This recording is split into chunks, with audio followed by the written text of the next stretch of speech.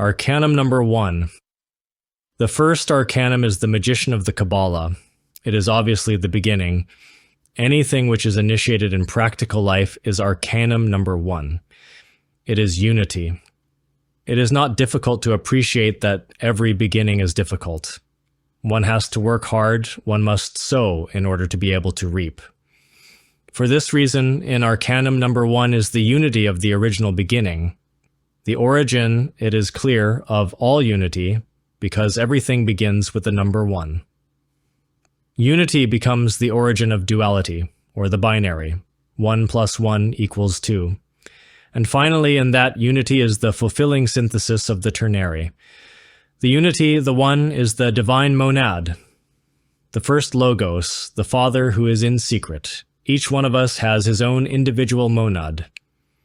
Madame Blavatsky used to say that there are as many fathers in heaven as there are men on earth. The Father, in turn, or of himself, unfolds into the Divine Mother. So it is that he and she are Brahma because she becomes the feminine aspect of him. We see then how unity is the root of the binary, given that the latter could not exist without the unity. If the monad had not existed, the Divine Mother would not have existed. The monad is the root of duality. There are as many mothers in heaven as there are men upon the earth. Each one of us has his internal God, or his own particular celestial father and mother. In explaining this, it is better understood why unity is the fulfilling synthesis of the ternary, and how and why it is produced. When Jesus prayed, he prayed to the Father who is in secret. And he left us a prayer, which is the Our Father. This prayer is completely magical. It takes a couple of hours to pray the Our Father well, because each petition which is made to the Father is totally magical. The mistake that people make is to pray it in a mechanical manner, and this has no effect. The prayer must be broken down, analyzed. And in order to do this, one must relax the body so that not a muscle is tense, and then to concentrate, combining prayer with meditation. People think that our Father who is in heaven is a gentleman who is sitting up there. If we reflect profoundly, the monad, the unity, the origin of all other unities or monads will be discovered. It is clear that the monad has need of something in life in order to self-realize. What is it that the monad needs? In the light of the Sanskrit, we can ascertain that he needs Vajrasattva, the meaning of which is diamond soul. This is a soul which has no I, which has eliminated all the subjective elements of the perceptions. These elements are the eyes and the 3 traitors of Hiram Abiff, or that which is the same. Judas, the demon of desire, mistakenly called the astral body, Pilate, the demon of the mind, which is confused with the mental body, and Caiaphas, the demon of ill will. Why should it be that all this is unknown to the pseudo-esoteric schools? The subjective elements of perceptions are the aggregates, the different composites of the human being, the different red demons which make up the eyes. 75, Tarot and Kabbalah, Samael and Weor. The subjective elements of perceptions are defined in psychology as all the psychological processes of the human entity. They are defined as subjective processes of the unconscious, subconscious, preconscious, infraconscious, and all which is metaphysical in nature. What do modern psychologists understand by objective? The physical, the tangible, the material. Clearly, they are totally mistaken. This is demonstrated in analyzing the term subjective, which means sub, or below, that which is below the limits of our perceptions. And what is it which is below? Is it not the worlds of the infernos? Is that which is in the physical and beneath the physical not subjective? This is the truly subjective, that which is beneath the limits of our perceptions. Psychologists do not know how to use that term correctly.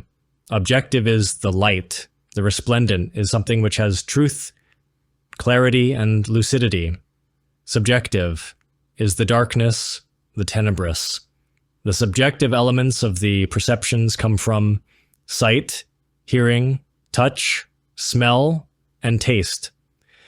They are all perceptions of what we find in the third dimension. For example, we see in a cube only length, width, and height, and we do not see the fourth dimension because we are constrained by the ego. The subjective elements of perceptions are made up of the ego with all its eyes. The unity. The father divides himself into the mother. In her turn, the mother divides, giving origin to the son, who she carries in her entrails. Osiris, the father. Isis, the mother. Orus, the divine spirit, the intimus of every being. The unity is the realizing synthesis of the ternary. In the Egyptian Book of the Dead, it says that Ra gave to horns the child which the divine mother carries in her arms, the region of Buto. This region is of pure spirit, of Atman Buddhimanas. Set transformed himself into a wild black boar and struck the eye of Horus, and the latter complained to Ra, "I will cure you." Ra said to him, and to console him, he gave him the region of Buto. This is clarified by the following. The wild black boar must be killed, thus the eye of Horus is restored. That is to say, the clairvoyance is restored. Horus can put an end to the wild black boar, but not alone. Rather, he must beg the help of the Divine Mother. In eliminating the wild black boar, Orus triumphs, and the essence which was trapped is freed, fusing with Orus, with the diamond soul. It unites with its father and mother. They are three flames that come to form one single, realized flame. The essence is a division of Orus. We must beg Orus to strengthen our three brains. As the ego dies, Orus is strengthened, and due to this, one must beg that he strengthen those three brains. When Orus has swallowed the essence, he needs the solar bodies, and a germinal atom of each one of these bodies remains. Solar physical body, solar astral body, complete consciousness, solar mental body, complete knowledge, body of conscious will. Man is man, and the smaller and more microscopic one feels, the better. We, mankind, must feel that we are ants. God is God because the divinity is that which has power. We are nothing. We are poor devils. And even the man who is a complete man is an ant compared with God.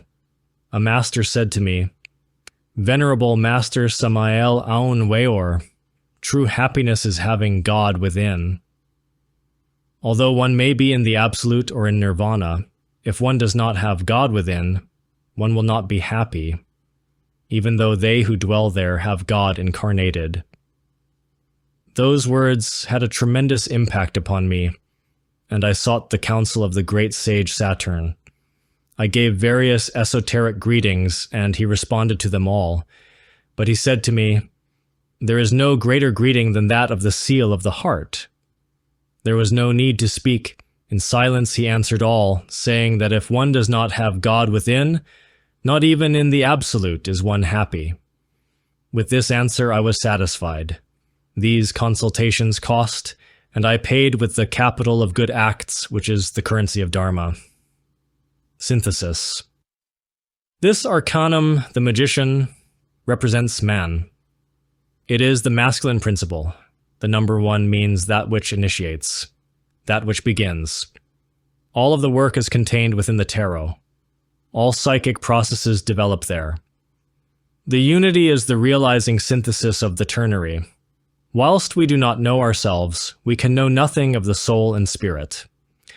The 4 conditions which are necessary in order to be a magician are the following: to know how to suffer, to know how to be silent, to know how to abstain, to know how to die.